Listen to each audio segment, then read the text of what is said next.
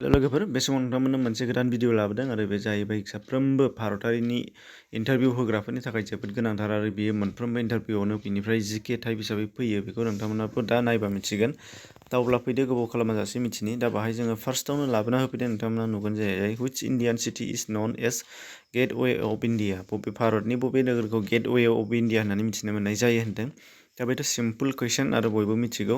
दा बे जाहैबाय मुम्बाइ सिटि आरो बे मुम्बाइ सिटिखौ मा होनना बुङो होनदों गासै अख्रां लामा बाय एयार आरो बेनिफ्राय हा लामानि ट्रेननि आरो बेनिफ्राय बाय रड बेनिफ्राय गारि मथरनि लामा दा बेफोर गासैबो बिथिङाव भारतनि गासैबो जायगाखौनो बेयो मा होनो फोनांजाबजोबो होनदों। माने मा होननाय जादों गासैबो मेजर सिटिफोरनि ट्रेन कानेक्सना स्टेसनफ्रा गासैबो मुम्बाइ सिटिजोंनो कानेक्सन जालांजोबोनो आरो रडआबो गासैबो हाइवेफ्रानो मुम्बाइ सिटिजों मा होनो क्रस जालाङो। बेनिफ्राय आरोबाव मा होनदों एयारलाइन्सनि बेलायावबो इन्टारनेसनेल एयारपर्टफोरा आरो नेसनेल एयारपर्टफोराबो गासैबो एयारपर्टफोरखौ कानेक्सन खालामनो हायो होनदों मुम्बाइ सिटियाव थानाय एयारपर्टफोरा। दा बेखायनो मा होनदों बेखौ गेटवे अफ इण्डिया होननानै मिथिनो मोननाय जायो होनदों। बेबादिनो बेनिफ्राय आरोबाव गोबांथार जोङो मिथिनो मोननाय जागोन। अब्ला फैदो बाहाय फारि फारि नायलांदिनि आरो बेजों लोगोसे गुबुन गुबुन भिडिअ बेबायदि गोनांखौ नोंथांमोननो होखानाय दङ। बेयाव नोंथांमोनहा डिसक्रिपसनाव लिंक दं चेक खालामनो हागोन, नङाबा प्लेलिस्टआव इडुकेसनखौ नायबानो जाबाय आरो नङाब्ला गावबागाव चेनेलाव थांनानै सार्च खालामनानै नायबानो जाबाय। चेनेलाव हाबबानो गासैखौबो मिथिगोन भिडिअ बाय भिडिअ। बेनिफ्राय फैदो which Indian city is known as pink city of India. Pink city होननानै बबेखौ मिथियो होनदों भारतनिखौ, बे जाहैबाय जयपुर आरो बेयो जाहैबाय मा होनदों हिस्ट्रिनि बादिबा जोंनि भारतनि जयपुराव जाय राजस्थाननि केपिटेल। दा बेयावहाय गोदोनिफ्रायनो मा होनो जोंनि भारतनि माखासे गोबां मनार्चिफोरा राजाफोरा बाहाय रायजो खुंलांदों आरो बे रायजो खुंनायाव मा होनदों बेयाव मा होनो माखासे लुनाय न'फोरनि महरफोरा पिंक टाइपनि आरो बेयो जाहैबाय मा होनो ट्रेडमार्क खालामनाय मा होनो बिल्डिंफोरा पिंक कालारजों ट्रेडमार्क खालामनाय होनदों। दा बेखौ जेरै सावगारियाव नुदों दा बेनिफोर लुथाय आर्किटेक्सारफोर थानायनि थाखाय बेखौ मा होनदों पिंक सिटि अफ इण्डिया होनना बुंनाय जायो होनदों। दानिया बेवहाय दङ हुइच Indian city is known as city of जय।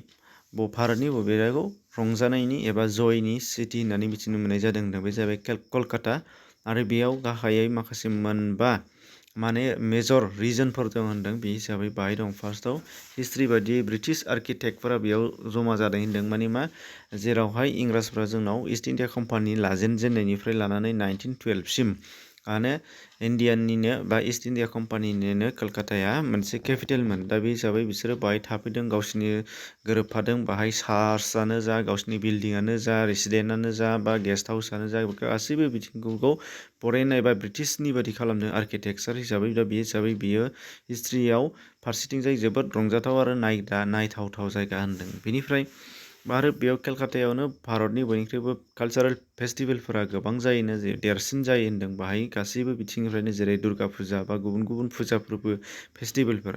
बेनिफ्राय बेस्ट ट्रेभेल होनदों। बाहाय थानाय कलकाता सिटियाव गासैबो एक्रस सिटि माने लामा सामा हान्थिनाय माने रिक्सानिफ्राय लानानै अट'निफ्राय लानानै टेक्सिनिफ्राय लानानै गासैबो सुबिदाफोरा जोबोद मोजां होनदों। बेनिफ्राय बेस्ट इन्जयेबोल नेचार होनदों। बाहाय मा होनदों मिथिंगानि थासारिफ्रा बेयाव जोबोद रंजाथाव होनदों। जेरै जाय माने लैथो जिङाव माने थानाय आरो मोनाबिलि समाव हरिजोन आरो फुंनि समावहाय दा बेफोर गासैबो बिथिङाव मा होनो मिथिंगायारि थासारिया जोबोद मोजां रंजाथाव आरो बार माने गोजोनग्लाय होनो हानाय होनदों। बेनिफ्राय दङ बेस्ट लार्निं साइट होनदों। बाहाय गोबांथार माने सोलोंनायनि थाखाय खुलिफोर दं होनदों, स्कुल कलेजनिफ्राय लानानै इउनिभारसिटिसिम। आरो बियो अल्डेस्ट जिहेथु जोंहा ब्रिटिश रुलनिफ्रायनो बेयाव बांसिन डेभेलप जादों, बेखायनो बेयाव मा होनो लार्निं साइटआबो बेस्ट होनदों। दा बेफोर रिजननि थाखाय बेखौ सिटि अफ जय होनना बुंनाय जादों। बेनिफ्राय दङ हुइच Indian city is known as city of Pallas.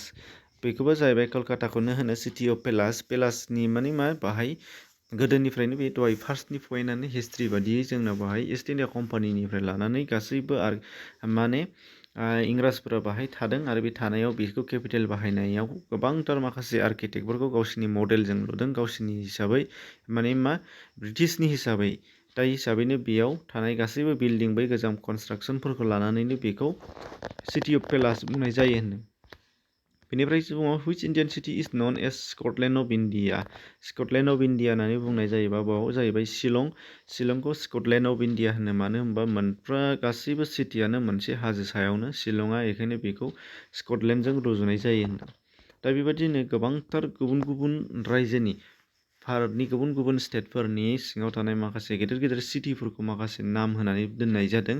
दा बेफोरखौ नोंथांमोननो बाहाय आङो रिजनफोरखौ खिन्थानो हायाबाबो गोबांथार नालाय बेखौ नोंथांमोननो बाहाय दिन्थिनो लाग्रोगोन। गोनांखौ माखासेखौ दाननानै जादों, हाइड खालामनाय जादों। दा बे हिसाबै दङ बाहाय सिलिगुरिखौ मा बुङोनो गेटवे अफ डुवर्स होनना बुङो आरो सिटि अफ हस्पिटालिटि होनना बुङोनो। सिलिगुरिया सिटि अफ हस्पिटालिटि, बेखौ गोसोआव लानांगोन। दार्जिलिंआ कुइन अफ द हिल्स, बेनिफ्राय दङ मालदाया मेंग' सिटि, बेफोरखौ मोनफा मोनफा गोसोआव लानांगोन। बेनिफ्राय उत्तर प्रदेशनियाव दङ लखनौआ जाहैबाय सिटि अफ नवाब्स, बेनिफ्राय दङ कानपुरा लेटार सिटि, बेनिफ्राय बागपेटा दङ लेन्ड अफ टाइगार्स, बेनिफ्राय उत्तराखन्डआव दङ देहरादुना सिटि अफ लाभ, जाय केपिटेल अफ उत्तराखन्ड, बेनिफ्राय दङ ऋषिकेशआ जाहैबाय adventure capital of India, rafting capital of India, yoga capital of India of the world, नैबे important, yoga capital of the world. अब्ला जोङो नुबाय माबे उत्तराखन्डनि ऋषिकेशआ यगानि केपिटेल बाव होनदों वर्ल्डनि बेलायावनो। बेनिफ्राय दङ चेन्नाइआ जाहैबाय तामिलनाडुनि capital, health care hospital of India होनना बुङोनो, बेंकिं केपिटेल अफ इन्डिया बुङोनो, सिटि अफ फ्लाइअभार्स बुङोनो, गेटवे अफ साउथ इन्डिया होनोनो। बेनिफ्राय दङ Bengaluru silicon valley of India, जोबोद इम्पर्टेन्ट, फेमास। बेनिफ्राय दङ science city of India, garden city of India, बे जाय कर्नाटकनि केपिटेल, आरो इलेक्ट्रनिक केपिटेल अफ इन्डियाबो बुङोनो बेंगालुरुखौ। बेनिफ्राय दङ झारखन्डनि बेलायाव मोनसे जोबोद गोनांथार, बे जाबाय धानबाद, बे जाबाय कल केपिटेल अफ इन्डिया होननानै बयबो मिथिगौनो। बेनिफ्राय दङ गान्धीनगर गुजरातनि केपिटेल, ग्रिन सिटि बुङोनो।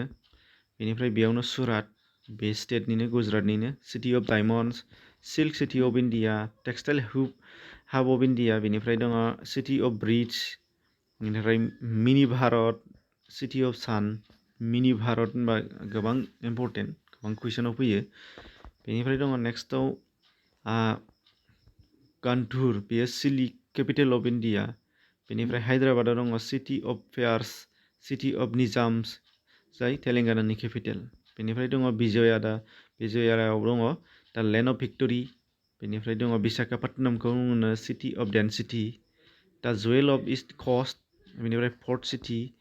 दा बेबादि गुबुन गुबुन भारतनि माखासे फेमास सिटिफोरखौ गुबुन गुबुन माखासे निक नेम हिसाबै होनाय जादों। दा बेफोरखौ सरकारानो होदों, माखासे वर्ल्ड हेरिटेज साइट, जाय इउनेस्क'आ फोसावनानै होनाय। दा बेखायनो बेफोरो जोबोर इम्पर्टेन्ट, मोनफ्रोमबो एग्जामाव बेफोर फ्राय फैयोआनो।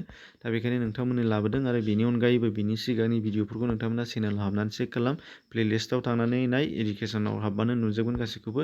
एसेनोसै, गुबुनफोरनोबो शेयार खालामना होबानो जाबाय, जाहाथे बयबो मिथिनो हायो। गोजोन्थों।